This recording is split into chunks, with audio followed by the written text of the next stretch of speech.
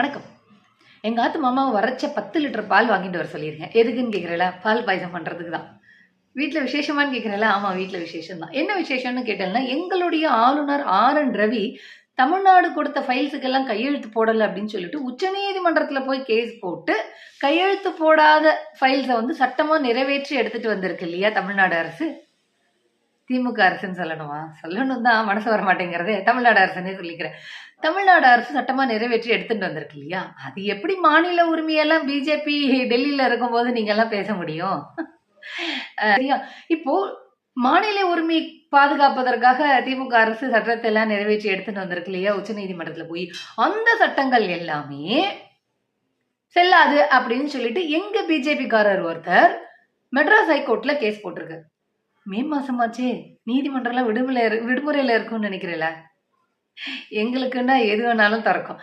அப்படி மெட்ராஸ் ஹைகோர்ட்ல கேஸ் போட்டு திமுக அரசு போராடி எடுத்துட்டு வந்த சட்டத்துக்கு இடைக்கால தடையை எங்க பிஜேபிக்காரர் வாங்கியிருக்காரு. அப்படி என்ன சொல்லி அந்த இடைக்கால தடை வாங்கினார் அப்படின்னு கேட்கிறீங்களா?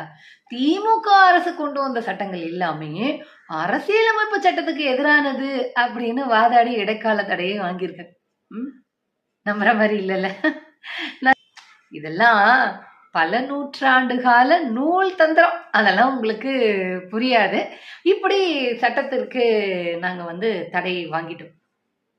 இப்போ உங்களுக்கு ஒரு டவுட் வரலாம், ஏமா இதுக்கு முன்னாடி ஒரு நீதிபதி அரசியலமைப்பு சட்டத்தின் அடிப்படையில் தீர்ப்பு கொடுக்காம கடவுள்கிட்ட போய் குறி கேட்டு தீர்ப்பு கொடுத்தாரே பாபர் மசூதி வழக்குல, அப்ப நீங்க எங்க புடுங்க போயிருந்தீங்க அப்படின்னு நீங்க கேட்பீங்க. அதெல்லாம் சொல்ல முடியாது, அதெல்லாம் ரகசியம். ஆர்எஸ்எஸ் பிஜேபி எங்க போய் என்ன பிடிங்கின்றது அப்படின்னு எல்லாம் சொன்னோன்னு வச்சுக்கோங்களேன், தப்பாயிரும். அதனால நான் அதெல்லாம் சொல்ல மாட்டேன்.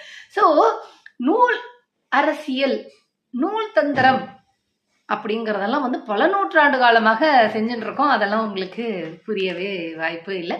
2026 ஓட்டு கேட்டு வருவோம், மறக்காம குத்திருங்க.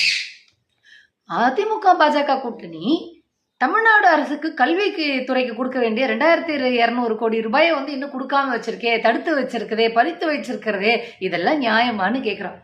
பின்ன என்ன, எங்க மோடிஜி ஆசையா எடுத்துட்டு வந்த மும்மொழி கொள்கையும் புதிய கல்விக் கொள்கையும் நிராகரிச்சா எங்க மோடிஜி இப்படிதான் பழி வாங்குவார், நிதியெல்லாம் கொடுக்க மாட்டார். நீங்க உச்ச நீதிமன்றத்துக்கு கேஸ் போட்டு வாதாடி முடிஞ்சா ஜெயிச்சு அந்த காசை நீங்க வாங்கிக்கோங்க. 2026 தேர்தல் வருதேமா, இதே மாதிரி அதிமுக பாஜக கூட்டணி மும்மொழி கொள்கையை ஏத்துக்கலானா பழி வாங்குவோம், புதிய கல்விக் கொள்கையை ஏத்துக்கலானா பழி வாங்குவோம்னு சொல்லி ஓட்டு கேட்குமான்னு கேட்கிறேன். நாங்க அதுக்குதான் வேற பிளான் வச்சுட்டு இருக்கோமே. என்ன அப்படின்னு கேட்கிறல, திமுக மேல வன்மத்தையும் அவதூறையும் பரப்பி ரெய்டா அனுப்பிச்சு பல வதந்திகளை எல்லாம் பரப்பி அதிமுக பிஜேபி கூட்டணிக்கு ஓட்டு போடுங்க அப்படின்னு கேட்க போறோம். உங்களுக்கு 2 காதும் சின்ன வயசுலயே குத்தியாச்சா? இல்லைன்னா வெயிட் பண்ணுங்க, அதிமுக பிஜேபி குத்தம்.